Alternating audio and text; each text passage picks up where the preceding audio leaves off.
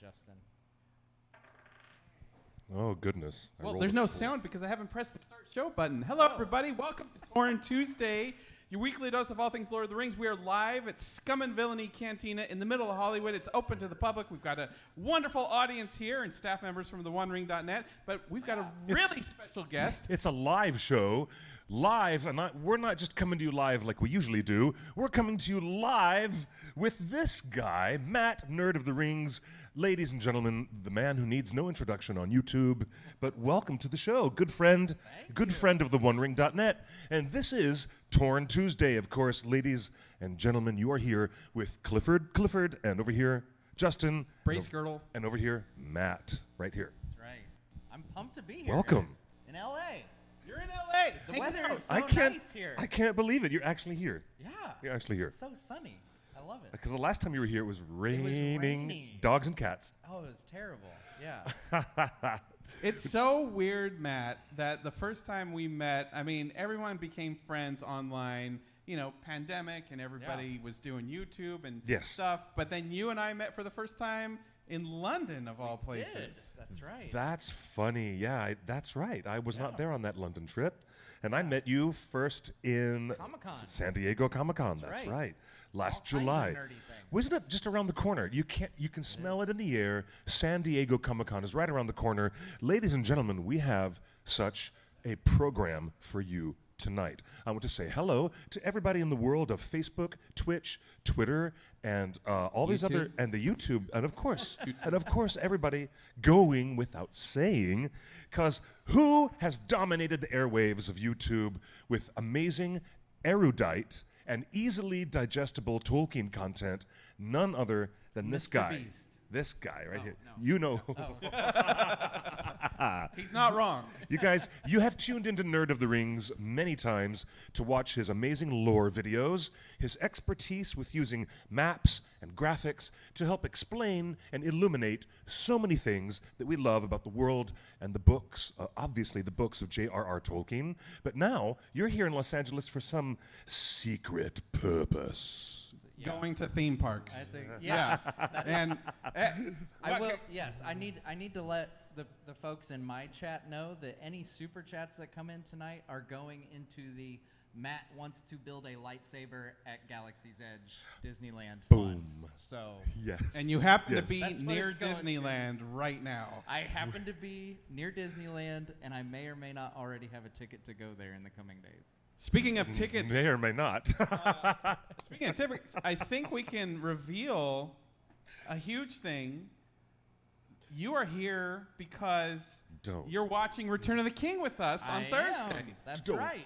The 20th anniversary Oh my gosh. of one of the most awarded and greatest cinematic films of all time. All time. Back in theaters nationwide. And you know what? We just posted a big story on theonering.net. Yes, use your web browser because you remember how those work.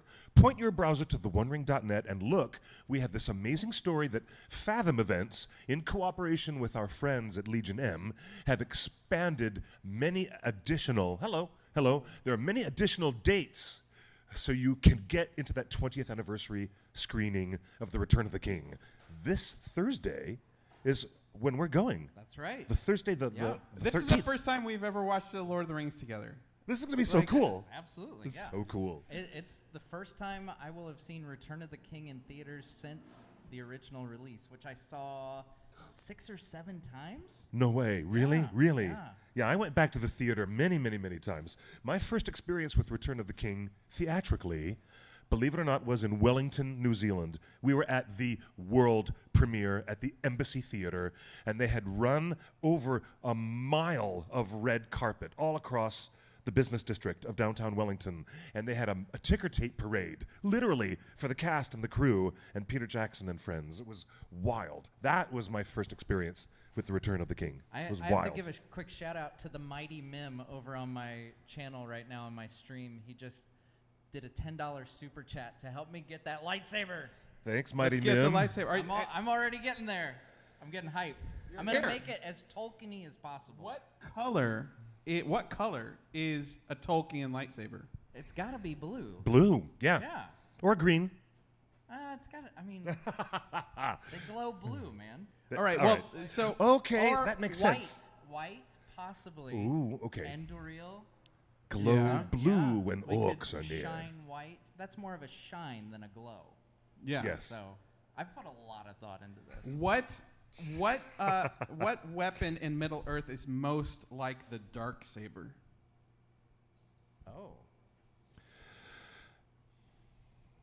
Maybe. Maybe that evil sword. Oh, Anglakel? Yes, the black sword. Yeah. Yeah, maybe. That could be. Maybe that's the closest It has- approximation. yeah, because it does kind of have a will of its own. It's sentient. Mhm. And the Darksaber, we see it with Din has trouble wielding it, and you have to. Because of his will, because of his Yeah. belief in himself. So there we go. I think- I Fascinating. love that I'm Anglakel. next to two lore Gorthang. masters. The chat right now says Girthang. That's the same. Well, yeah. It's the same. Yeah. So, do you think that sword that you just said could be in Rings of Power? Would you like? It's, no, It's certainly totally- inspired. It it's- inspired this thing that Theo uses to, pierce his own flesh, and the demonic evil power of that thing that they did in Rings of Power must have been directly inspired by that sword. Or yeah, I always got more of a Morgul blade kind of Yeah, feeling from that. but The way worse. yeah. Somehow worse. But yeah, instead of disappearing, it appears. So it's like a reverse Morgul blade. Yeah, yeah. Oh, Well- shout out to a long-expected soundscape. Just sent another $11 toward my lightsaber. Oh man, you're gonna get this Oh, lightsaber. and Jess sent another 10. I'm getting a lightsaber. You're guys. getting this I'm on my lightsaber way. by the end of it. So This is gonna be he's so fun. live on his YouTube channel. We're live on our YouTube channel. We're watching all of the chats on Facebook and fantastic. Discord. We see everybody. So we're gonna keep bouncing back and forth between the chats. It is really lovely to have you guys join us and to make this show such an organic experience. Okay, now let's get into some of the nitty gritty, some of the news. We have some of the news. some incredible news to start with. The first big news is Star Wars Celebration just happened in London, and so right. I want to know. And they announced the next one will be in Japan next year. Yeah, next year in 2 Japan. years, I think. 2 years? 2025. Okay, 2025. 2025. All right. So I guess the question for you, Matt and Cliff, we're here at Scum and Villainy. Are you more excited for the 40th anniversary Return of the Jedi coming back to theaters, or the Return of the King extended edition coming to theaters? That is Sophie's choice.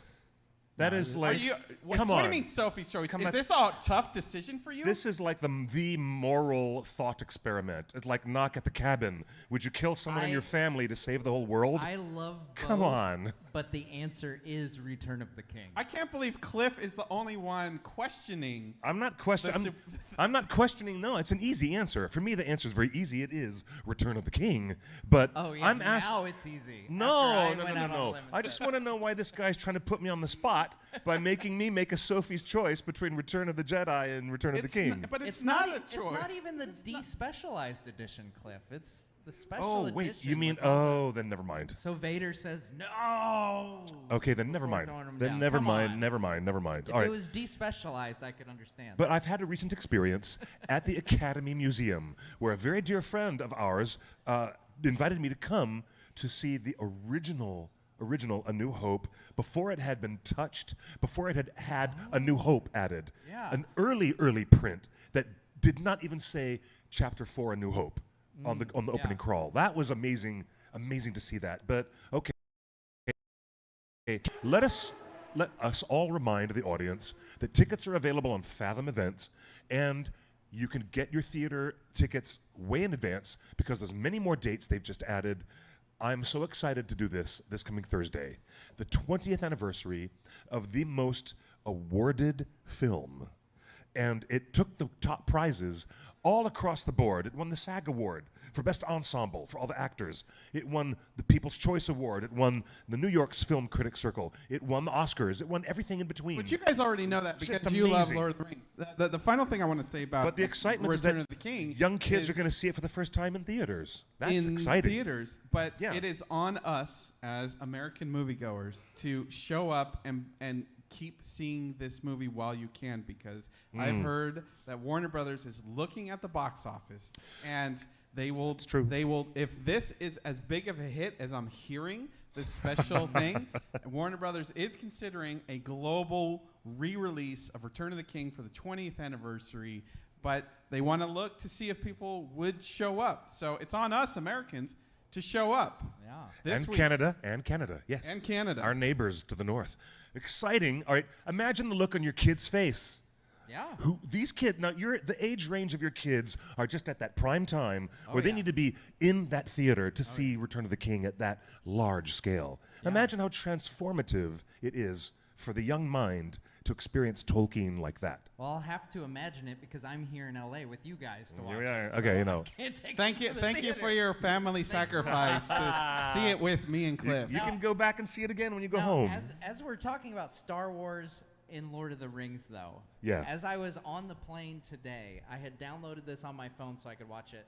The Light and Magic documentary on Disney Plus. It's really good. It's phenomenal. Really and There good. were so many times I'm sitting there watching these guys and the innovation and the love of what they were doing, and I'm like, oh my God, this is what Weta was. Watching those behind the scenes features of Weta, Yeah. it's like history repeating itself, and it just further cemented my love of these two, especially above all other fandoms, Lord of the Rings and Star Wars. It's the craftsmanship behind these films Yes. is second to none. 100%. Agreed, 100. And you know, the other main intersection of these two worlds came when George Lucas sat down to have a conversation with Alec Guinness. And in order to convince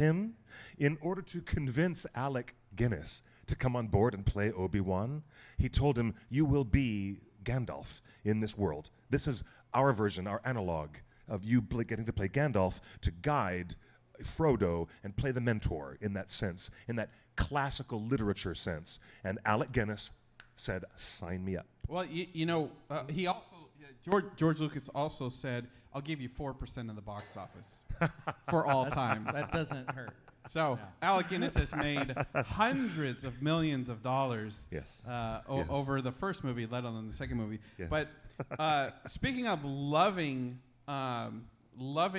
everything that Weta and ILM did, we should mention that there is a brand new article with Morfydd Clark in Vanity Fair. There's also an accompanying podcast that you can listen to her voice, where she talks about how great New Zealand was. That everybody that works on films in New Zealand works as a complete whole. Yeah. Like it's a single unit. And she loves New Zealand so much that she is hoping that Galadriel returns to New Zealand. And it sounded like she Really? Morfydd was a little bummed out that production moved to the UK because she had nothing but nice things to say about the stunties and Weta and ILM. I mean, in this new interview, Morfydd, and the way she's talking about it is like, and these guys worked on the original Lord of the Rings movies, and then they just did the Avatar stunt things, and then they're helping me be Galadriel, and she's like, this was amazing. Yeah. So I don't know why anyone would ever want to not produce in New Zealand. I mean, does anyone ever? No one ever says anything bad about producing movies in New Zealand. Never. Ever. I've Never. never heard it. Yeah. Never. Going as far back as The Last Samurai, when there was a time when Hollywood productions were actually sneaking around down there to film big productions before The Lord of the Rings. And nothing but perfection in every angle of camera. You turn your camera in any direction, film anything, and it's amazing. It's brilliant. Well, Morfydd just amazing. fell in love with New Zealand, as we all did. Yes. And you know, the interviewer asks her, hey, how's it been, switching countries? He's like, it's nicer to be back home, but I really want to be in New Zealand filming this. It's like, Galadriel is actually saying this. So, like, Okay. I hope you're listening for season 3. You know what else she talks about in this interview? She talks about the casting process for Rings of Power. Really? And, she said she went to an audition. It was totally secret. She didn't know what she was up for, right? The show, let alone the character. Yeah.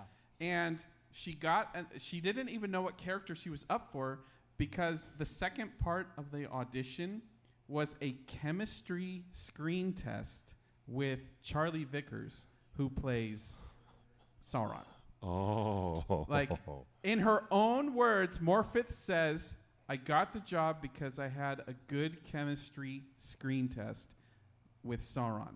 So I know you are not a fan of, neither of you are a fan of Haladriel and Sauron hooking up with, but how else am I supposed to read that when you can hear her own voice say, we had good chemistry?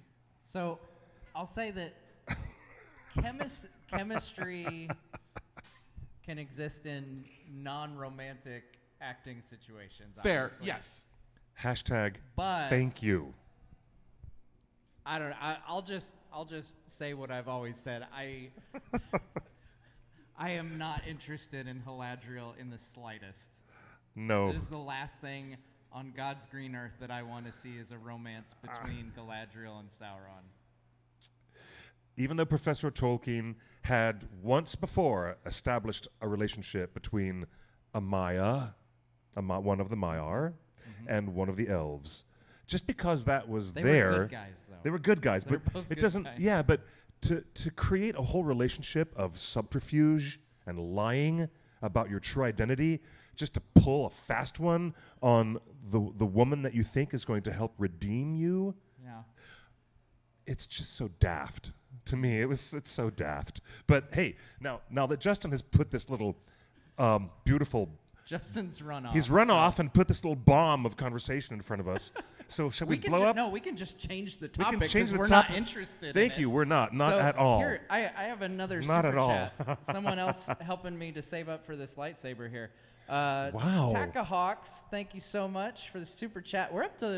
I'm up to $50 right now, so I am a quarter of the way. Wow, that's to getting amazing. a lightsaber, which I'm pretty pumped about. Asks a fun hypothetical question: who would you like to be if you got asked to join as a character in a Lord of the Rings series? Oh, that's easy. I want to be a wizard's apprentice. If we're going to see... Not a wizard, just an apprentice? Look, I'd leave the heavy lifting to the professionals. I'm smart enough to know my limitations, okay? Let the heavy lifting go to the professionals. Like, if one of the blue wizards shows up and they have like a friend, assistant, / apprentice, that would be me. That'd be really cool. I'd love that. But That'd be you really were cool. already a Gondorian soldier, so... I was already a soldier of Gondor, yes. Yeah, I was. Cliff is in Return of the King. Oh, sugar. You will see him I'm going to have on to the see big screen myself on the this big screen Thursday. again and again and This again. Thursday, you get to see Cliff on the big Man. screen on the walls of Gondor. Well, Yes, we're gonna have that's to right. figure out what we're doing after the screening because Cliff will be signing autographs for the next 2 hours. Oh, my Yeah. gosh. I- No. I'll be his no. security. Swarm. Please, You guys are please. hilarious. I'm gonna stand up there and tell people that they're $10 a pop for Cliff. That is hilarious. Cliff Broadway autographs, people. No way. Like, look, let's change the subject back to Which those, one is on the wall? This guy. me during the chapter of the sacrifice of Faramir, when him and his armed men are leaving the main gate of Gondor, of Minas Tirith, and right after Ian McKellen says, "Your father loves you, Faramir. He will remember it in the end." Right after that happens, you'll see a cutaway, and the camera swoops right past my face, and I'm one of the soldiers on the wall with all the civilians packing up behind my shoulders to look over the wall, over the parapet, to see Faramir and his men heroically going off into the distance. So that's my big moment Fair. in Return of the King. Okay. Man, Yeah. how about that? You didn't know that? I didn't. No. See? Yeah, I'm learning all kinds of things. Cliff is also in an airline safety video for New Yeah. Zealand that Oh I my gosh. just learned about today. So It's hilarious. Well, look. I would have been so much more nervous meeting you for the first time, Cliff, if I knew all This these is why we things. don't guys tell are people hilarious. this because This is after 23 years of volunteering, all of my time writing, and as we all do for the OneRing.net, after 23 years of volunteering for a big community website, it has, on occasion, produced unusual and unexpected little fun perks on the side. That's just kind of, I just kind of roll with it. You get to it just be in kind of one- happens. You're, you know? you're in one of the greatest films of all time. And I can't get enough of it. I can't get enough of it. So- It was my proudest moment as an ultra Tolkien nerd. You're in the my canon. You're in the film canon. My proudest moment. So Not Katie, really, but one of yes. my excellent moderators in the chat, says, I need Cliff to sign my airplane safety card. And my glad to do initial that. thought is, why do you have an airplane safety card? You're not supposed to take those with you, Katie. Katie, was It's it for other people's safety. They need to, the next person has to be able to read that. Come on. Did it have Middle Earth Jeez. characters and logos on it? That'd be cool if it did. I would have taken one. Well, this brings up a question, Cliff. Like you were in Return of the King, you were in the Air New Zealand safety video during the Hobbit years. Did all of that access and being in the thing influence your review of those movies, Nope. Lord of the Rings or The Hobbit? No, not at all. Not at all. The Lord of the Rings was a phenomenal experience, and I had my own issues with the way that Faramir dragged Sam and Frodo to Osgiliath unwillingly. I had like we all did, we had issues, but you know what? It came together, and bam, was that a moment in cinema history, and a moment in popular culture that was lightning in a bottle. No other way to describe it. And The Hobbit, of course, didn't really achieve that same lightning in the bottle, and I said that in my review and online. You know, the desolation of Smaug was disappointing. The love triangle was disappointing and weird and yeah, but it's like, come on, you know, the best part about it, and I always try to look on the bright side of life, just like Monty Python taught me. I'm always appreciative that the Hobbit movies gave me much more Christopher Lee and gave us enormous context for his character, and so you can understand Saruman a lot better in Lord of the Rings after that. So it's great stuff for me to a certain point. Did you get any flack on the internet for being in that Air New Zealand video when Desolation came out? No. Did you get accused of being a shill? Nope. No, because at that point there wasn't that kind of toxicity in the fandom ecosystem, and the rage tubers at that point had not figured out how to monetize ridiculous, overboard claims of their own outrage against a societal fabric which is always somehow against them. Blah blah blah. There were no rage tubers back then, so no, I didn't get any blowback at all. Well, Matt, None. I've had to deal with some of that stuff, so I'm wondering, like you and I, you know, we got flown to London and had a good chat. We went to Oxford with the Amazon crew, and then Amazon invited us, all three of us, to the premiere in New York. Yes. And you know, put you up at a swanky hotel and stuff. So No, how paid for our own hotels. Well, and some stuff. of us did. Some of us got sponsored here. So how do you navigate that now? Like you're a huge YouTuber and you're getting flown, but you still gave an honest review. Yeah, right? absolutely. Yeah. So does that all that access influence the review of the actual show? No, to be honest. I mean, at the end of the day, like, trips and stuff like that are fun. Like, I absolutely love the experience of primarily the big thing was meeting all of these fellow Tolkien fans and content creators in person for the first time, and you know, we've formulated friendships that will last the rest of our lifetimes, which is a beautiful thing. And it actually was a step towards bringing community together. Yeah, absolutely. In a way. It was, you know, they're wonderful experiences, but at the end of the day, I mean, we're still hoping for great Middle-earth adaptations, and you know, if those adaptations don't meet that threshold of greatness, then we're gonna talk about it. And at the end of the day, for me personally, the experiences are nice, but I couldn't care less.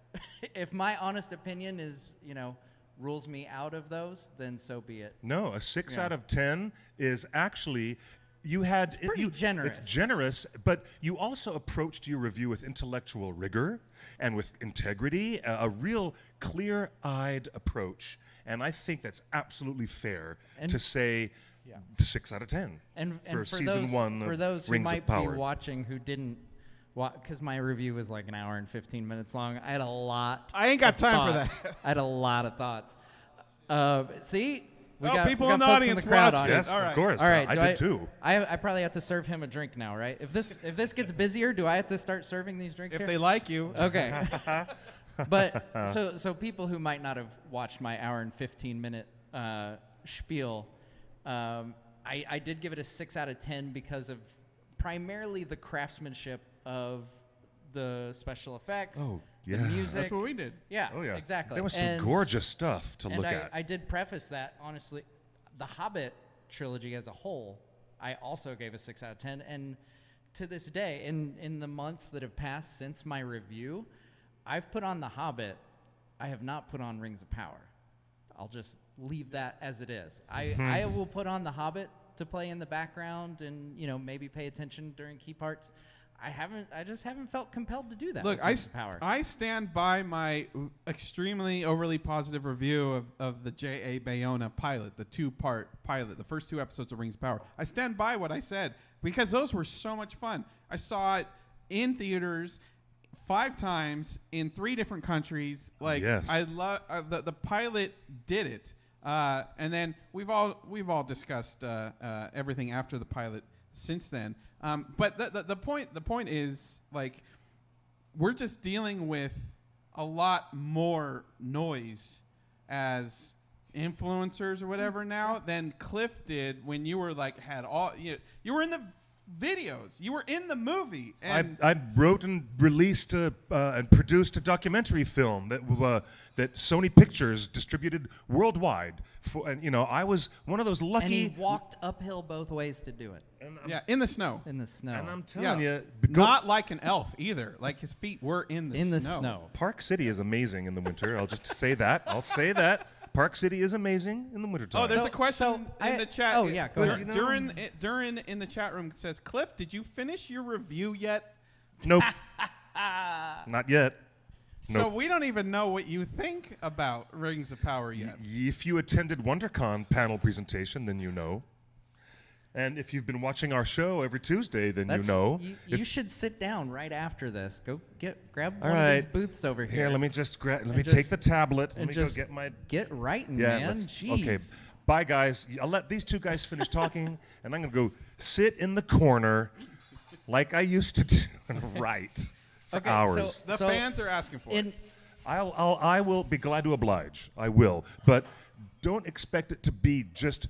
Broadly, it's gonna not just be broadly presented as a review. You can't don't hype this up. It's not a just review. Need to get it done. What are you gonna ask, Matt? So in regards to Rings of Power, so we had that Hollywood Reporter article came out, which I think you guys have discussed a little bit already. Oh yeah, last week. But there was a huge reveal about Amazon Studios and the chaos at the studio itself. So I'm curious, as someone who's not in the industry. Oh yeah, we're in the biz. Yeah, we're in the biz. You guys are in the biz. So sure. When I saw 37% retention rate, I know what that means. So 37% of the people in the U.S.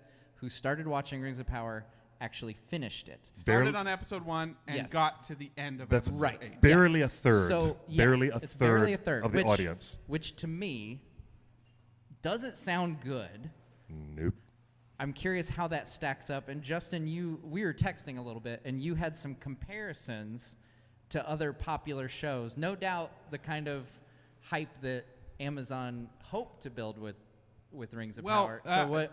So I did some digging after that article because I wanted to know. Yeah. What's some comparables? What's a comparison? If only 37% of people that start Rings of Power finish it, what do other big shows? And the best way we can do it is Lord of the Rings is by far the biggest show Amazon is attempting. So let's go to the other big shows of all the streamers. I looked at The Mandalorian. Yep. I looked at Game of Thrones or House of the Dragon. Yep. And Game of Thrones. And Squid Game was was a huge one. And Stranger Things on Netflix. Yes. So 2 Netflix, HBO, and Disney Plus. Those are the other big streamers, right? All of them have a completion rate of minimum 80%. And some as much as 86%.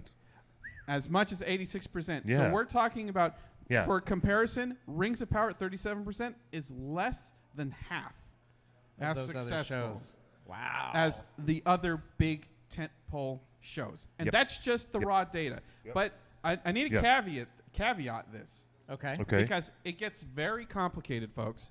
And we've reported here that every executive of every streaming service, whether it's Netflix or FX or Disney Plus or Warner Brothers, they've all stated that the industry has not agreed on common ratings terms. Correct. Like they used to have Nielsen ratings boxes for American households, and that was the way the previous networks, that's right, before there were streamers, there were networks. That was a codified system. Everybody agreed on. A third party did. Everybody agreed on that. I will say this. Which made it very useful because everybody agreed on it. I found out this weekend that 86% on some of those shows. But I found out this weekend that Netflix considers completion rate 75%. So Wait, say it again. What do you mean that's a threshold of saying it's completed? Yeah, Netflix, when they report a completion so rate. So if someone watches 75% of the show, yes, not even. Oh, that's not completion. That's 75%. That's not even the full damn show. That is absurd. Correct. So hey, my kids might be watching this, Cliff. Jeez. Yeah. Darn. We're at Scum and Villainy, and it's a family-friendly place. But darn. So that's where all this gets complicated, and this is why I have a tough time in our Discord every week, every day, debating friendly conversations about success metrics and everything, because none of it can compare, because none of the companies involved have agreed on a standardized comparison. That's interesting. It's so when Netflix says Stranger Things 86%, Squid Game 84%, all this stuff, and then you go further down the line, and Netflix is only reporting people that watch at least 75% is considered a completion. It gets messy. It gets cloudy, but. Very much so. But those are just asterisks on the big picture, right? Because even with all those caveats, Rings of Power still it did not deliver. 37 is still pretty. It's rough. It's just rough. Yeah. So and I do think that, but hold on. Apply that standard to reading a book. What if you only finished 37% of your book and put it down and didn't finish reading the bloody thing? Amazon will give you a refund. You probably. Kindle will give you a refund. I mean, come on. You probably don't even get out of the Shire in Fellowship in 37%. Exactly. Yeah. Exactly what I'm talking about, my friends. That's why it would be really imperative for the industry to standardize their measurements and have some codified way of doing it that they all agree on. Otherwise, it just becomes a weird contest of jockeying for position, and the numbers aren't real anymore. So I'm curious. So we've talked a lot, obviously, in my review and some other Torn reviews in here so far. Everything except Cliff's review that hasn't come out yet. But looking ahead, what could season 2 do? You think to improve to right the ship a bit? Well, I don't know. They're in a very difficult position with the narrative because Sauron now has Galadriel in a blackmail position. Like, don't say anything, just let the work continue. Yeah. And what is this? This is something that never was constructed or ever dreamed of by J.R.R. Tolkien. And now, she's one of the mightiest of the Noldor, and now she has to keep her mouth shut for fear of emotional blackmail? Yeah. But Elrond picked up the paper out of the creek. He knows that he knows that's not really Halbrand. Yeah. So how long is there going to be tension with her having to not tell people, I'm the guilty party for bringing the enemy amongst us to make magic rings? I mean, she's in a position now in season 2 that is incredibly daft because Tolkien never thought of it, and I don't know how they're going to write their way out of it. I really don't. I have no idea. I mean, I'm sitting here wondering how Celeborn is going to come into the picture. Even worse. That's going to make it even weirder. It's going to be weird. I mean, are the other elves, is Gil-galad, the High King, going to blame her or excommunicate her once he finds out that she's responsible for bringing Sauron into their midst? So what the heck is this storyline? My frustration is. You should write down your frustrations. You should write down your frustrations. You guys, both of you are going to hate me because, yes. All right, I will. We have gotten I will so then. many hints, and you've been watching the show for regularly. You know all the hints and, that we have about Haladriel being a thing, even if it's not in the final edit. I would like season 2, if Celeborn's really coming back, I want there to be some interpersonal drama between Celeborn and his wife, Galadriel, and the fact that she almost cheated with the Dark Lord. Oh my gosh! Yeah, well, okay, almost cheated is kind of stretching. Okay, emotionally cheated. She almost did not do the deal. You mean she almost emotionally made herself available to the greatest evil that Middle Earth was ever about to face? I want to see that, and I know you guys don't. So no, we don't. It's an awful idea. It is genuinely awful. Well, you know, Justin pitched this idea to me and Corey Olson while we were in London, and Corey and I had a conniption because we were like, we said, Justin, that is the worst idea we've ever heard in our lives. Well, and look at where we are. And when you saw hints of it start showing up, what happened?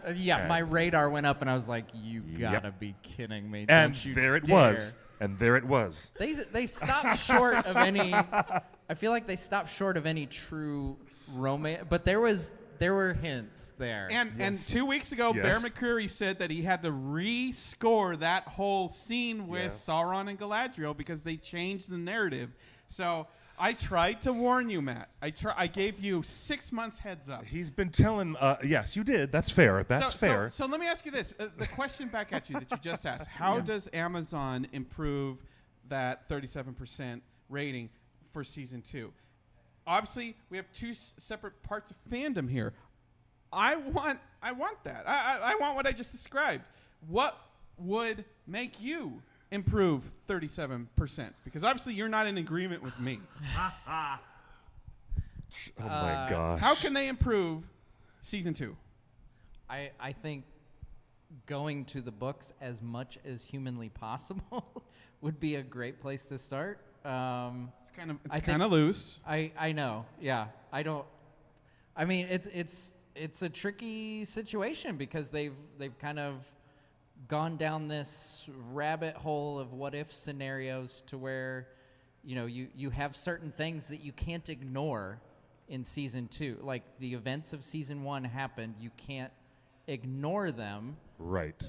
You can't pretend that Three you Rings. retcon. You can't retcon and make the 7 and the 9 rings already made. You skipped over that. You can have Bob Newhart wake up and be like, "Oh, it was just a dream." And if there's anything we learned from the Star Wars sequel trilogy, don't retcon. Even if you think you can. Back and forth. Don't. I'm just telling don't you. commit to the bit. I think one of the things that you have to do, absolutely non-negotiable have to do, is Anatar in Eregion.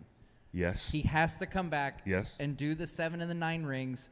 Yes, the 3 were already created. You got to suck it up. It happened, whatever. And you've got to do the full-on Anatar thing that was kind of laughed off in some articles and sound bites and stuff.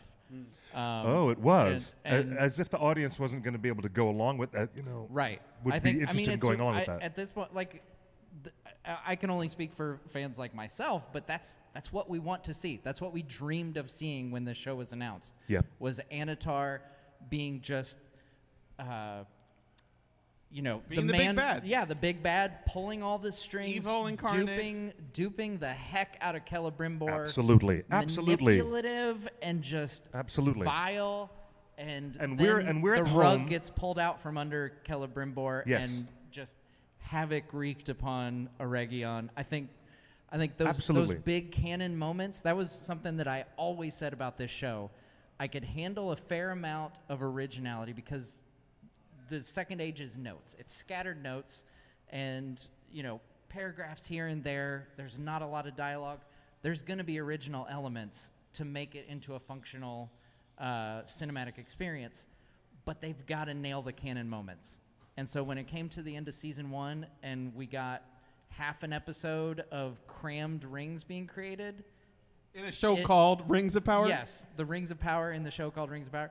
It just fell absolutely flat for me. So I think season 2, they need to do justice by creating the 7 and the 9. I will second that emotion because now if we've established Sauron can take a fair form as Halbrand, then they need to exactly run with the lore that is established in the books that he can show up as Anatar now.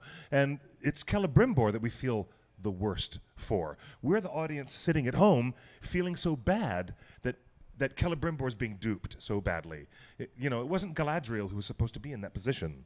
Oh, well, I'm sorry. We all know that, don't we? Because Tolkien didn't write that. But yeah, I 100% back you up on that, Matt. The lore moments that establish Celebrimbor and Anatar's relationship and other elven smiths who have yet to be introduced. Maybe we're going to meet more new characters. We've done a lot of... Well, we are meeting a lot of new characters. We're meeting a lot of new characters in Season 2. Well, let me ask you this, Cliff. You keep talking about Celebrimbor, Brimby to his friends. Brimby. How important... I'm not fully up on the lore. How important is Celebrimbor to the story of this series? Like, how long should he be in the show? I know he has an ultimate fate, but does that end in Season 5? Or when does... Yes. Like, how important is he, and how long do you think Celebrimbor is in the show? He's in it till till they establish the War of the Elves and Sauron. And when is that? That's supposed to be over hundreds and hundreds of years along. But because they're crunching all the time, he's going to be at least till Season 4. No. And you don't think so? No, heck no. You don't think he's gone in Season 3? By the end of Season 2, at the latest end of Season 3. Really? At the absolute latest. Well, that's There's the no Green way. Dragon gossip I have for you, Cliff. That's intriguing. The Green Dragon Because gossip. The chat room's you been still have to asking. do Fall of Numenor and Last Alliance. Yeah, that's but at least 2 seasons. I right thought there. they would cram all that into the final season. No. Well, who knows what they're going to do? But well, I really apparently thought Justin does. Spoiler warning, guys. Spoiler warning. Do you gosh. give those here? Wait, I want it's to give gossip. those. It's just Green Dragon gossip. Okay, it's gossip, but it's pretty. Just like Haladriel was gossip, it's not real until it's real, right? Okay. It's just gossip. So this is potential spoilers. Green Dragon gossip. Green Dragon the gossip, Green Dragon folks. gossip, the new information that we have received lately. Again, unconfirmed. We have not confirmed it with a second or third source. This is just Green Dragon gossip as we hear it from the set. Celebrimbor dies this season. in Season 2? That fast? That's what I just said. Okay. See, now this is a surprise to me because I thought that they would have stretched out his presence and made the War of the Elves against Sauron, and they would have backed it up much later into Season 4, and that they would only do the Last Alliance in the last half of Season 5. See, The last half of Season 5. I think the War of the Elves and Sauron, though, has to be distinct and it has- separate it from the has to Last be- Alliance. Yes, and the War of the Last Alliance has to be bigger and grander because that's how your show is ending. That is true. 100%. So I That think is true. I think there's going to be That's more true. build up to the War of the Last Alliance. You still have the Fall of Numenor, which will be That's huge. a huge moment. Yeah. Reminder, the fall of Numenor That's- relates to the heritage and the fate of Aragorn, who we all love. Yep, but I think that's the end of Season 4. The downfall of Numenor and the destruction of the island continent, I think, is the big climax of end of Season 4, I think. Potentially, there's a again, we have a lot of notes and dates and stuff, but I could see the Gondor establishment of Gondor and Arnor. Yeah. There's some preliminary battles there with Sauron invading Gondor before the formation of the Last Alliance. You could potentially make that into 2 seasons, perhaps, if the Fall of Numenor comes at the end of Season 3. I think. 3? Okay. Oh, maybe. All right. I was thinking Numenor But would I be could destroyed be- at Season yeah. 4's I end. don't know. Maybe it'll be in the middle.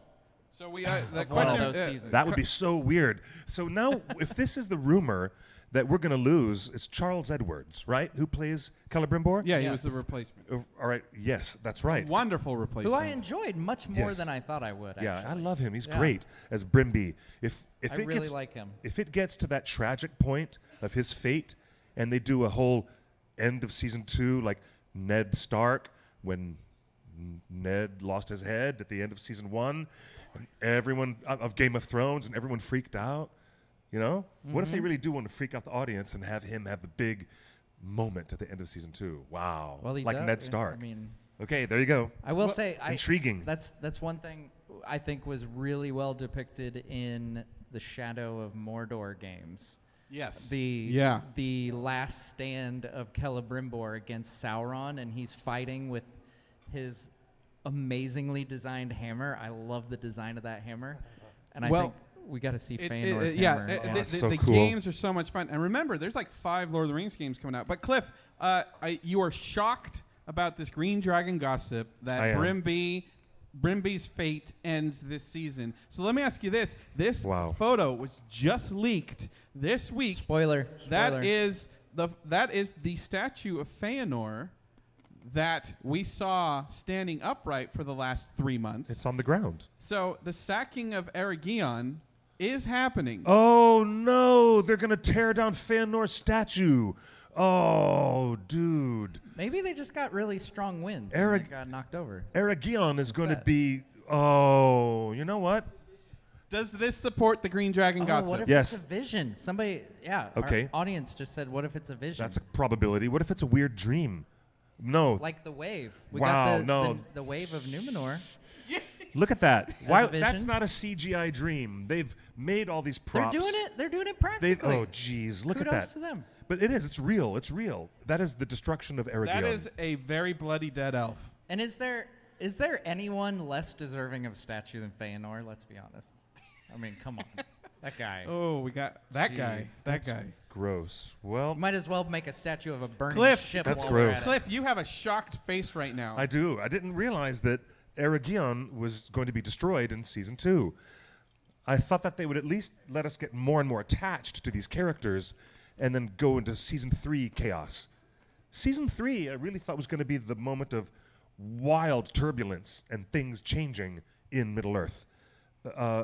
That's because they've had such a slow setup in season 1. You know, Matt, am I crazy for thinking that they were going to slow the narrative gears a little bit? I hope they don't slow the narrative. Like, I felt like season 1 was pretty slowly paced. And honestly, like, so knowing this makes it even more important that they get Celebrimbor and Anatar together early in the season. Yeah, and because we want to see all of that. Celebrimbor was absolutely. was arguably the most underserved character in season 1. Yes. Because part of the reason that Creation of the Rings of Power at the end of season 1 fell so flat for me was because there was so little development of Celebrimbor. That moment when they create Rings of Power for the first time should have been a huge moment for that character, and it just wasn't. And that's not the fault of Charles Edwards. I feel like he acted it wonderfully.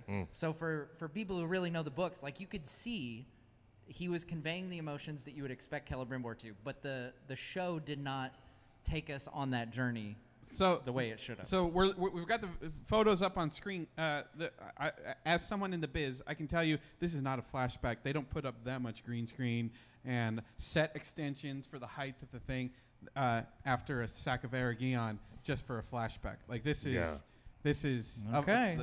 This is really, really happening. This also, I will say, in addition to Celebrimbor, Aragion is a realm that we did not see a whole lot of. We saw like wide shots, and then we saw tiny sets. And of all the realm, I think Linden and Aragion especially did not feel like these big lived-in areas the way, Rivendell does in Lord of the Rings. Indeed. And so I think we need some serious time in Aragion to get to know this location and the citizens, the land, so that when it gets attacked, we feel something. We feel something. Yeah, like we spend time, in Return of the King. We come, we see Minas Tirith. We're hanging out there for a little bit, and then we get to where it gets attacked. And we have some investment in those characters and in that location. And today I can confirm for you guys and for everybody at home that big set fire, the fire that was on set of Rings of Power that we reported on last week. Yeah. Feanor did it. It was at this set. This was Aragion is already burning in real life. There was a fire on the set of Aragion. So they are living the show. They are. And That's no one wild. was hurt. We should say that. That was No the one first, was hurt, and they went that was back. the first And they went back to concern. production Well, within a few hours. Good to see. Let me double back just a quick second and say that I don't want, personally, the show to slow down the narrative wheels. I was just saying I'm surprised that this is really the end of our dear boy, Brimby. Uncle Brimby, who I really love. He's so awesome. I think He's think one of it the has to highlights of the happen, show. though. I think it has to Yeah, happen in this season. I think absolutely. it's got to, to an extent, it's got to put the Are they going to bring? It's got to put its foot on the gas pedal. There we go. But is it Yeah, is that it moving thing. too? Is it moving too fast? Here's the thing I'm worried about. What? Is that one of the biggest complaints that most reviews have had for season 1 of Rings of Power was it's slow as molasses and nothing happens and I'm bored. And so here we are in season 2 and we're accelerating to the point where the sack of Aragion is happening. Cliff, is this too fast? No. It all depends. I mean, No. it depends on how much time. Sorry, go ahead. Well, you asked Cliff. the idea, I want to back you up and synthesize what I'm saying with what Matt previously mentioned. Sticking with the lore in the appendices and sticking with the fact that Anatar is a real humanoid, walking, talking version of Sauron that has to be there in person and mentioned by name so that we know we're not dealing with another second-rate Halbrand disguise. Right? Yeah. We don't want any of this nonsense. We want Anatar to fool Celebrimbor because it was supposed to be an examination of elvish hubris. And the very fact that we're talking about the Fëanorian line of these elves, right, is exactly what Professor Tolkien is playing into. If they want to right the ship on season 2, then they better stick to that real thematic stuff that was important to Professor Tolkien.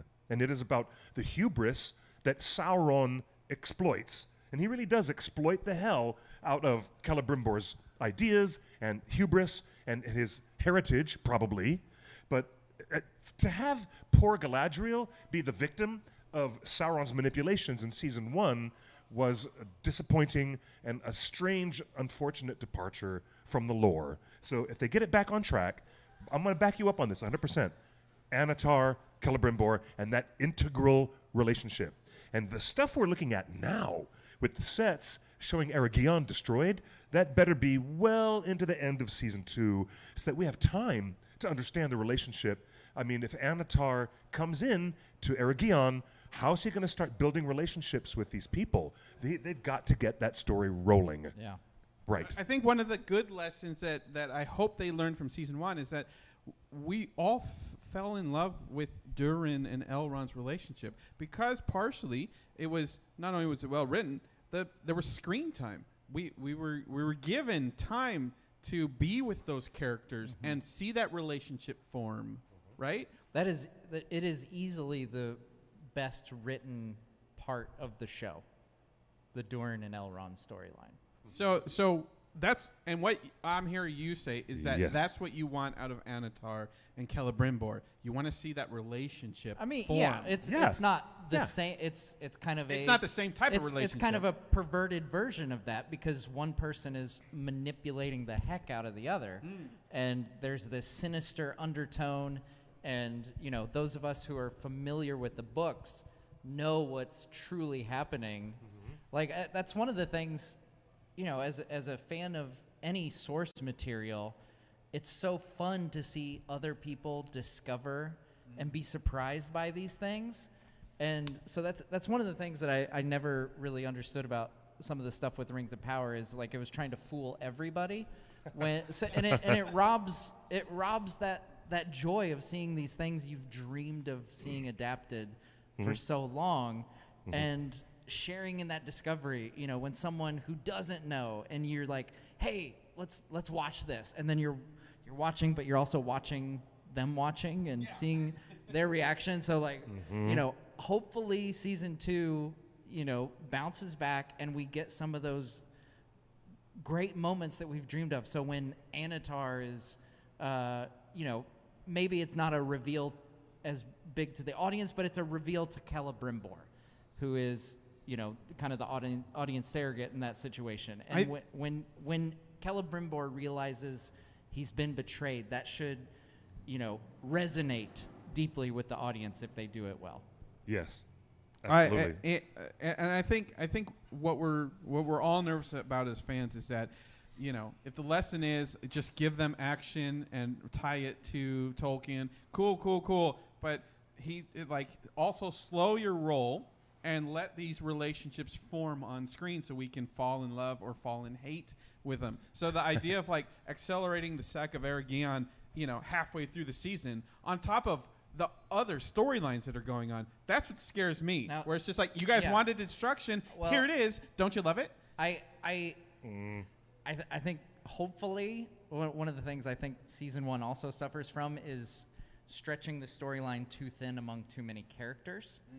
And I would love to see something more focused where we get a lot of screen time with Eregion and Celebrimbor and Anatar, and then maybe we get a little bit don't spread it evenly among all these different storylines. Give them what the story demands, and not necessarily. We don't need a third of the season of Numenor and a third of the season of Eregion and a third of the season of Harfoots or whatever. We could just get rid of the Harfoots. But they did. I can confirm that here. The Harfoots are gone. There's no Harfoot storyline. But hopefully I'm hoping, some of these casting, it's smaller characters, supporting characters that we're not going to get into so many stories and so many characters, and we can be a little more economical with the screen time and, check in on Numenor. I actually think Numenor is one of the best set up storylines going into season 2. I think what they did with Muriel blinding her is very interesting. Interesting. That's a totally original concept, and I will give credit where credit is due. Yep. I really like that decision, and I think it will pay dividends seeing Elendil and Muriel and how they have to rely on one another, navigating what is going to be a very complex political situation in Numenor. So there's some pieces of the show that are set up reasonably well, and it just kind of all depends on where they go with season 2. If they write the things that need to be righted and expand upon things like Durin and Numenor that are set up well. Would you like to see 10 episodes per season instead of 8? Sure. I just want a good story, no matter how many episodes. Yeah, however many episodes they are. If they're good, if it's what was Andor, 12? 16, something like that? What was Last of Us? What is Succession? I don't know. As long as it's good, I'll sit down and watch it. Do you know what? I think the expansion to 10 episodes is important because they truncated to 8 episodes, and that affected the production. Yeah. So all my Haladriel stuff got cut. Too bad all that Haladriel stuff got cut. Yeah. Too bad.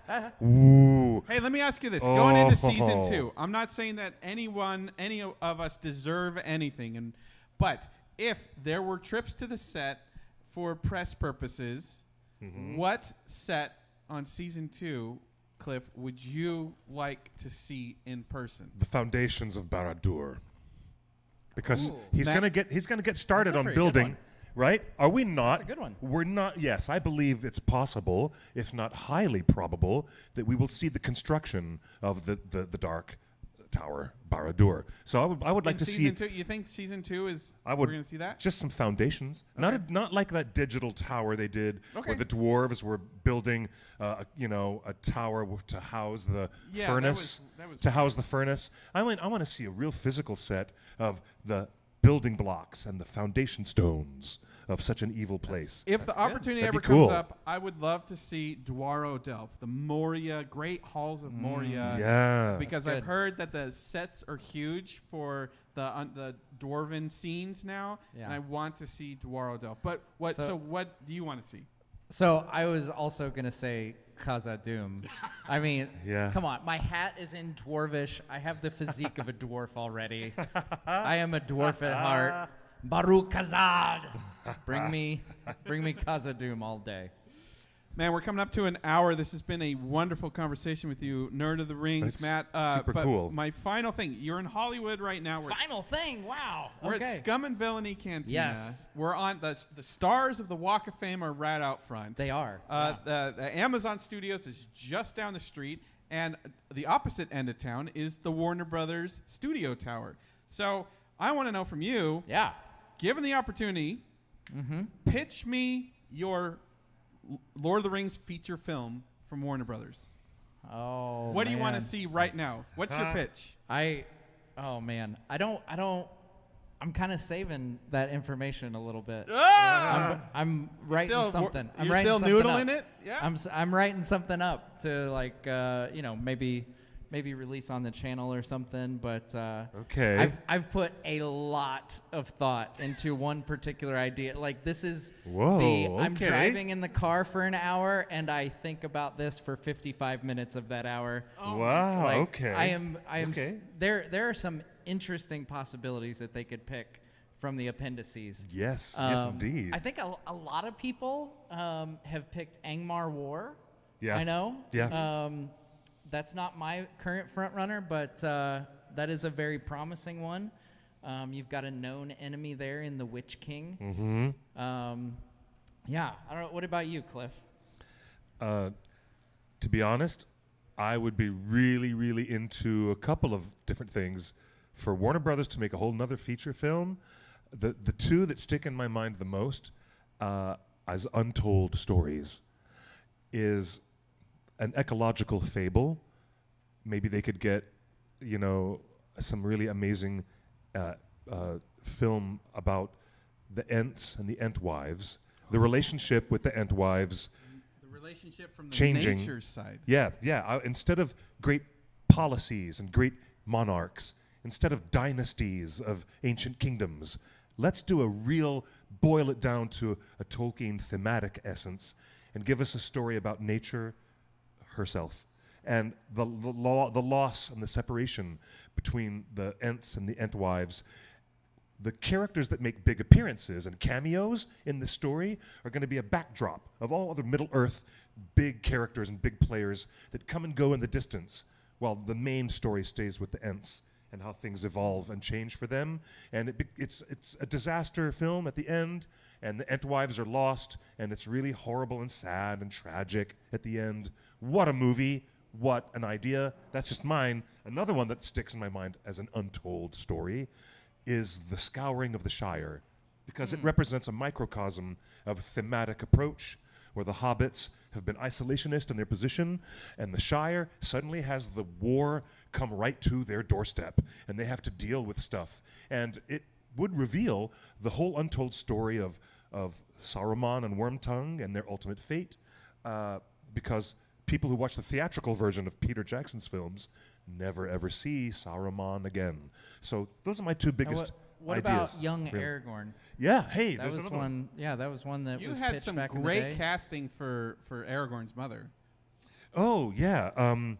Gosh, who was it now? She ended up working on... Was it Gone Girl? Yeah, Rosamund Pike. Rosamund Pike. Rosamund Pike ended up working on Shadow...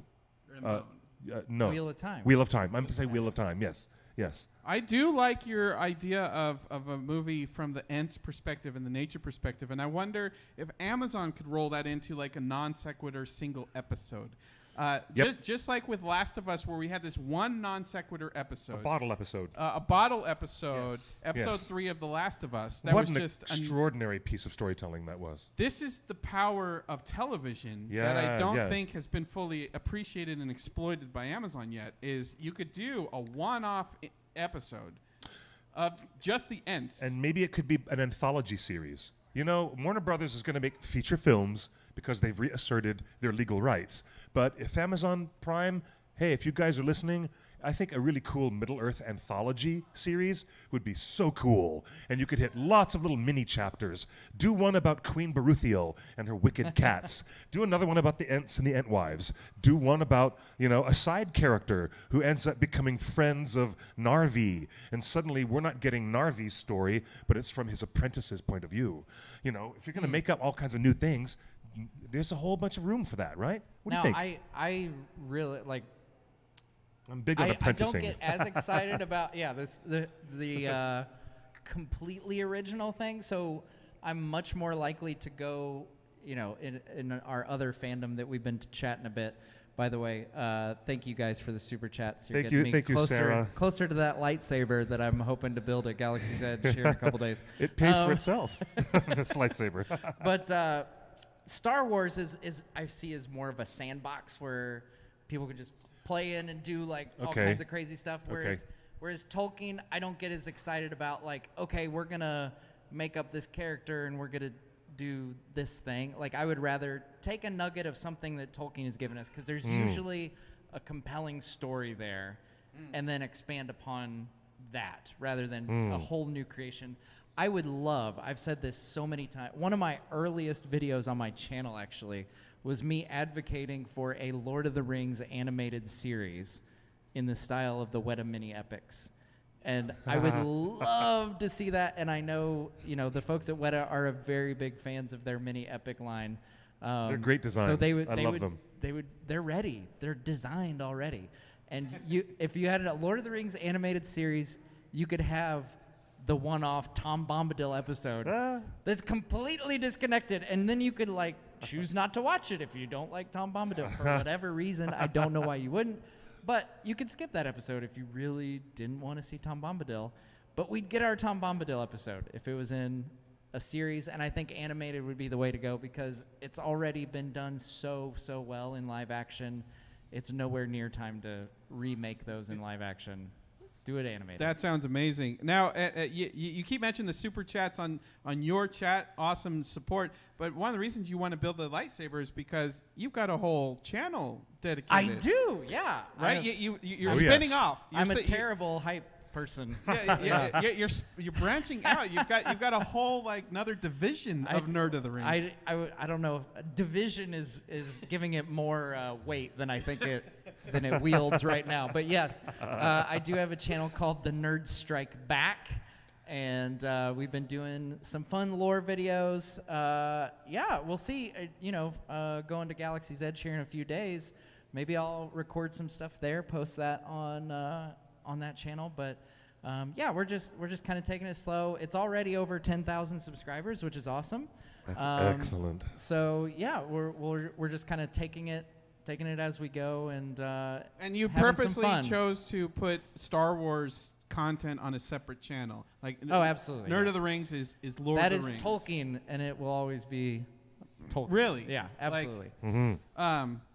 By the way, Nerd of the Rings is approaching 1 million subs, right? We're getting there. Yeah, we're at 931,000 right now. Whoa. Well, folks, 931,000. Tell all your friends to subscribe to Matt because I've told you, if you hit 1 million by Comic-Con in July, we're going to throw a party. We're going to throw a party? Yeah. That would be fun. That would be great. It's on you, the fans. Help get Spread him the to word. 1 million subscribers on YouTube. Then you're in Mr. Beast territory. No, I'm not. Oh my! Not even. Not 1/10? even. No. 37%? No, Actually, no. That's It's probably funny. like 1/10. It's 1/5. Like 1% of 100. Like you're saying a lot of numbers and fractions he's there. I huge. can't calculate all that. But anyway, yes, Nerd of the Rings is approaching 1 million. He's getting really close. We want to get him there before Comic-Con because we're all trying to get there, right? Like we just did WonderCon. We hope we have some panels and a booth and stuff like that. We sure will. We had a really successful panel presentation in Anaheim at the convention center. It was a great, huge room, and I couldn't see anybody because I was we heard them. blinded by these insane lights that they had on The us. fans It was are wild. reacting, and they're telling us how they feel. They sure and would. they love Lord of the Rings more than ever. Did we tell you that we canvassed the room of the audience when we were at the convention? At our panel, canvassed the room? We canvassed the room and said, "Hey, did you guys like Haladriel?" And we heard a lot of people saying yes, and then no. And there was some really sharp retorts of people in the audience. They were really into. So the fandom is split like this. This is almost like 37% right here. I watched the whole show multiple times. I don't know about you guys, but yeah, I watched it. I've watched it multiple. Twice. Yeah, that is multiple. I was going to say, does multiple count as twice? Maybe it does, yes. Twice counts as multiple, yes. Yeah. twice is fun. You guys are hilarious. I mean, and say thank you to someone in your chat who said Roverandom. Wonderful story, wonderful book. yeah. One of J.R.R. Tolkien's most charming little side projects into children's literature. It's got nothing to do with Middle-earth at all, but wouldn't that be lovely to see an animated version of Roverandom? That'd be so great. Hey, That's I a really good just idea. got another super chat from Tree Herder. Thank you for the super chat. Hey, Tree Herder. They've got me like a third of the way to my lightsaber right now. I'm really pumped about that. Man, we're all about He thirds says- today. he 37% of the I way know, to, yeah. to a lightsaber. Says, he says the blade glows blue when orcs or goblins are nearby. Fun fact: orcs and goblins are the same in the books. Yes, they're the same. Yes. It's only in the films that there's like a weird delineation distinction. between the two. Yeah. Fun fact, Tolkien created the word orc, and George Lucas created the word droid. And only one of them Really? patented and trademarked their word. And That's right. You can probably guess which one patented their creation. How about that? I want to get back to that 37% completion rate that we reported on last week here at Torn Tuesdays. But I'm telling you, what if you know that the publisher, Rainer Unwin, looked at Tolkien and said, I can't do this as one massive volume. I can't give you, we've got a paper shortage, the war is going on, we're not going to publish this as one massive volume. Let's split The Lord of the Rings into 3. Now I want, dear audience out there, follow along with me because you know where I'm going to get. If the Fellowship of the Ring had been published as it was under the plan of Rainer Unwin, and Professor Tolkien had to agree or not get it published at all. What if the readership was only 37% completion? Maybe The Two Towers and The Return of the King would have never, ever seen print at all. Imagine. I don't think they keep those metrics of how much the people finish the book. But the Fellowship of the Ring is 1/3 of the story. Right, That's the weird loose thing I'm saying. It's like, what if we just, as an audience, never digested the rest of the story? Yeah. That's what I'm trying to point at. If Amazon Prime really wants to get, the horse out of the gate and win the race, in the long term, I'm looking at the long view, then the elements of Tolkien that are so thematically important to us as literature fans, the reason that attracted us to read the book and not stop reading the book at 1/3, because none of us stopped reading at Fellowship. We all kept reading, right? This guy, except this, oh my God. Anyway, don't get me started on this guy. How many books has he got sent this book, and he hasn't even opened it from the box? That's too funny. big. Look how thick it is. I can't get them for that. The book is smaller. It's inside. If they I want to like write, the Rings of Power small book. It's pictures. there you go. gosh. If they want to write the ship, then they better bring us more of the lore that attracted us to Okay. Tolkien in the first place. Look, I just is wrote my pictures. review, guys. I So- just wrote my review. You just heard it. Yeah, verbally. That's wonderful. Yeah, well, maybe next time we'll bring you a coloring book, and you can just sit off in the corner. Okay. Since you guys are Okay, are I'm done. in the industry, In the biz. in the biz. Okay. Okay. I'll take that. So I was personally pumped about the news about Warner Brothers. Yeah. Because I have this theory in my brain that competition will potentially feed and result in better adaptations than if one studio owned all of it, because they'll be competing with one another. Yeah. And may the best adaptation win, and they will win, fans' hearts, whoever produces the best Middle-earth content. Am I accurate in that, you think, or I think is it's there more to it? I think it's hit or miss because you have Paramount, who had the X-Men rights, and people have their opinions on the X-Men movies versus the Marvel Cinematic Universe.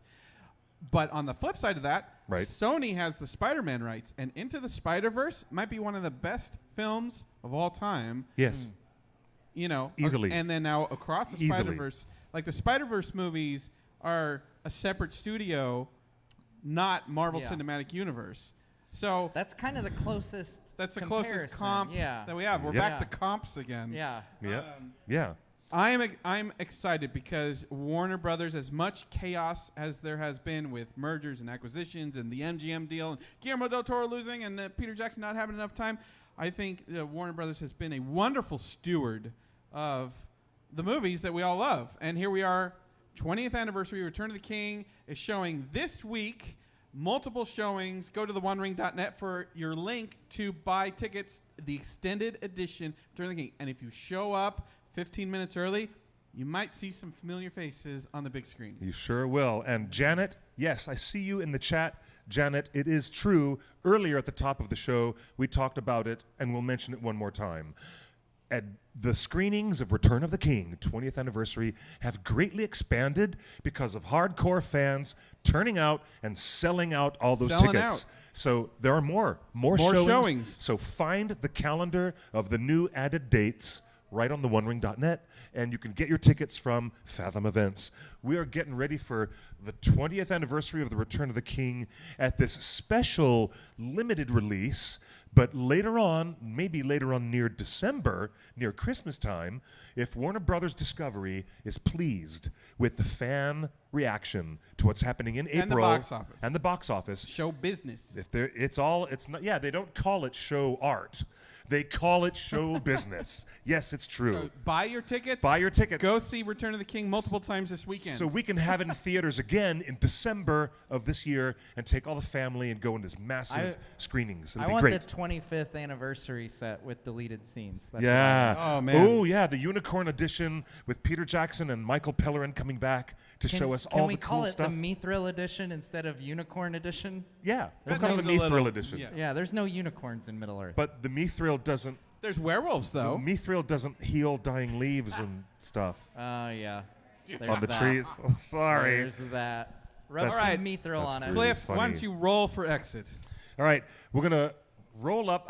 There's a snow globe in the deep depths of this 20-sided die, and if there's any honor among thieves, I'm gonna roll a decent number as we close our show. Torn Tuesday once again. 2? No, I can do better than that. very bad. You got 2 minutes to close the 2 show minutes out. to close the show. I've Maybe I got 4. I got I've 4 also got minutes. to. I got to do another shout out. I got another super chat. They want me to get this lightsaber and post it on the New Star we're Wars going channel. on my new Star Wars channel. If I get a Lord of the Rings saber, I'm gonna try to design it Lord of the Ringsy, and if I'm successful, Yes. I might put it on Nerd of the Rings actually. So Oh, this will we'll be see. so cool. So This will be Dare so cool. Fitzpatrick said that they wanted to hear the elves to hear the inscription on the One Ring when Sauron creates it and puts it on. Ooh. Wouldn't that be kind of cool if you heard it in like, Ooh. maybe that's the first time you the hear or the whisper, or maybe like a deep demonic voice of Sauron for the first time? That would be awesome. That would That's be actually kinda really cool. cool. That's a really cool thing. I would be up for that. And it would be a callback to what Gandalf does in the Council of Elrond. Right. Yeah. It'd be an interesting callback Oh to that. yeah. Yeah, that's a I great like that. idea. I like that. So what did Yeah. you roll this time? I rolled a 4 because I'm rolling So very that's poorly not, right that's now. not very good, right? No, you can roll Okay, better than me. all right. Come on, Matt. 13. That's way better. That's way better. Lucky 13. Shout out to Miss Boyle in the chat. That's Bilbo's lucky saying number. That she's bringing her 19-year-old daughter to watch Return of the King on the big screen for the first time, and I feel old now because her daughter wasn't even born when Return of the King came out. This is your chance to take the This is kids to amazing. see the amazing live screen. It's just, the big screen experience. I want to take a special moment and shout out to our friend in the YouTube chat, Zal Kegaroth.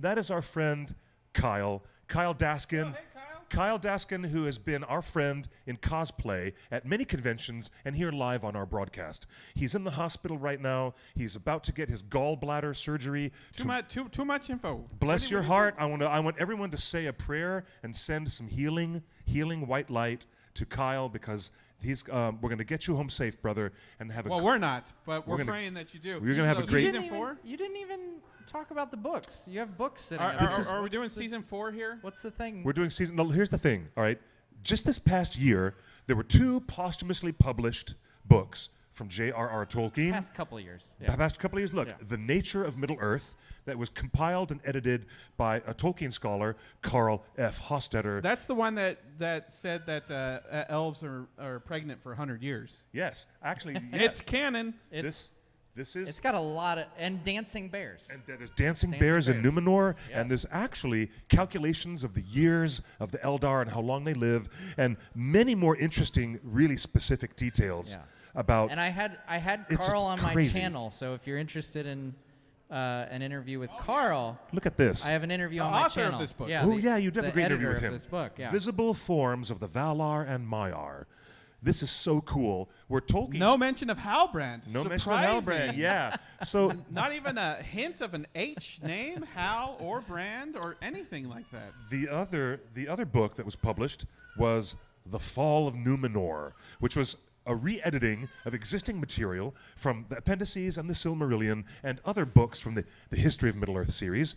But you know what? Our friend of the website, Brian Sibley, edited a masterpiece with The Fall of Numenor, because suddenly you're not hunting and pecking through dozens of different arcane volumes. You have it all assembled together in one chronological timeline that makes sense. And it this makes will sense be of in the everything. show. We will see everything in this book, hopefully, in the Yep. show. And this is what I was going to ask you, Matt. Yes. Did you have an impression of these books? Which one was your favorite? Which one did you think was the most impactful? Do you think? So, I kind of have a cop-out answer a bit because Okay. So I think from a deep lore perspective, Yeah. Nature of Middle Earth is actual new content published. data. It's more. Yes, It's like more. data. Yeah, it is. There's a lot of Yeah. charts and stuff. That's But true. for those of us who eat this stuff up, like there's actual new stuff in here, whereas Fall of Numenor has all been previously published, some of which is in Nature of Middle Earth. But Yeah. I will say, just from a general fan perspective, Fall of Numenor is one of the most exciting releases, in my opinion, to come in the last several years, because it compiles writings from half a dozen different books. So if you are wanting to research on Tolkien's Second Age, you might look at Lord of the Rings appendices. He even pulls from like the Council of Elrond. So like within the pages of Lord of the Rings, not just the appendices. So you've got the Lord of the Rings, the appendices, you've got Unfinished Tales, you've got the Silmarillion, you've got So it's a handful of History of Middle Earth volumes, you've got Nature of Middle Earth. It's everything. And Brian did a wonderful job, and he basically went through and said, okay, what is the story of the Second Age, and how is it most completely and most effectively told by Tolkien? What were his last words on some of these topics? And he compiles it all into this volume in chronological order within Middle Earth. So you can actually read along as best as you will ever be able to the story of the Second Age. Do you think Yep. Do you think the Fall of Numenor will occur season 3 or season 4 of Rings of Power? Like the actual Fall of you're not talking about the book, but like the event. The event. The event. The events as I think- depicted in this book. I think. Now in major motion TV. Well, this is the entire Second Age, so it's Imagine they put a sticker on it. Now a major TV series. Well, I've already got my copy without a sticker, so I'm good. Thank you. Yes. I think season 3 finale at the earliest, season 4 finale at the latest. That's my thoughts. But it is a season finale. I The think big it's- I destruction think of the island. The destruction of Numenor. You've got Farazan. I think someone in my Discord the other day made the comparison. So if you remember the third Pirates of the Caribbean film, Yeah. which those sequels were kind of a mess, but they had amazing effects and they had some great moments. The moment where the captain, I don't know what his name was, Beckett, I think. Beckett. Yeah. So he realizes that like, oh, I'm screwed, and just has this blank stare on his face as As the he's walking ship down the blows around. steps and they yeah. blow- So Yeah, so and not everything's the blowing up exact, behind him. Not the exact same, but kind of that that character type feel moment is what someone in my Discord was saying they should have for Farazan when he realizes that Sauron has, again, we see Annatar and Eregion earlier. We're going to see it in Numenor as Sauron becomes advisor to the king. willingly yes. taken prisoner. And Farazan should have this moment where he realizes all this that he's built up is crumbling down around him. He's been duped. He cannot take immortality by force. He is way in over his head, and his destruction is coming. I'm sold. I'm so Our chat down. room says you sold this book. Well, there you go. There you go. Fallen Numenor. Yeah, love it. Actually, I agree. I think it's very impactful. Brian is one of the nicest people and an absolute joy. Yes, he is. You've talked to both of them. I've talked to Brian. Fun story about when I interviewed Brian. We said, okay, maybe like 60 to 90 minutes. We talked for over 3 hours. We just kept going, and he was so generous with his time and just absolutely wonderful person. I've had him on the show twice, actually, on the channel. Once to talk about this book, and once before talking about the 1981 BBC radio drama of the Lord of the Rings. Legendary. So good. Legendary. It was played. They were playing it in the shops at Weta while making the Lord of the Rings. He said when he went down for a visit, because he wrote a lot of the tie-in books there. But he was one of the writers of that radio drama, arguably the most faithful Tolkien adaptation ever made. Yes. So if you've never checked that out, you should check it out. That's good All stuff. on his YouTube channel. Again, he's approaching 1 million subscribers for a reason, because it is the #1 Lord of the Rings Tolkien lore channel. He's got celebrity interviews. He's got author interviews. We want to get him to 1 million. Share with your friends. And since we're streaming on your channel today, we'll tell everybody, if you want to know the latest gossip every week about Rings of Power, that's what we do here on this show every Tuesday. We have Green Dragon Gossip. We tell you all the latest news and current events. And a lot of mischief. You know, and we've been reporting for how many months now that there's going to be multiple Sauron actors in this show. Yep. So there's just so much going on. And final thoughts, Matt, on the Lord of the Rings Lego set. Oh my gosh, it's so freaking good. Oh, I loved it. That big Rivendell set. Yeah, I was super spoiled, and Lego sent it to me early to build.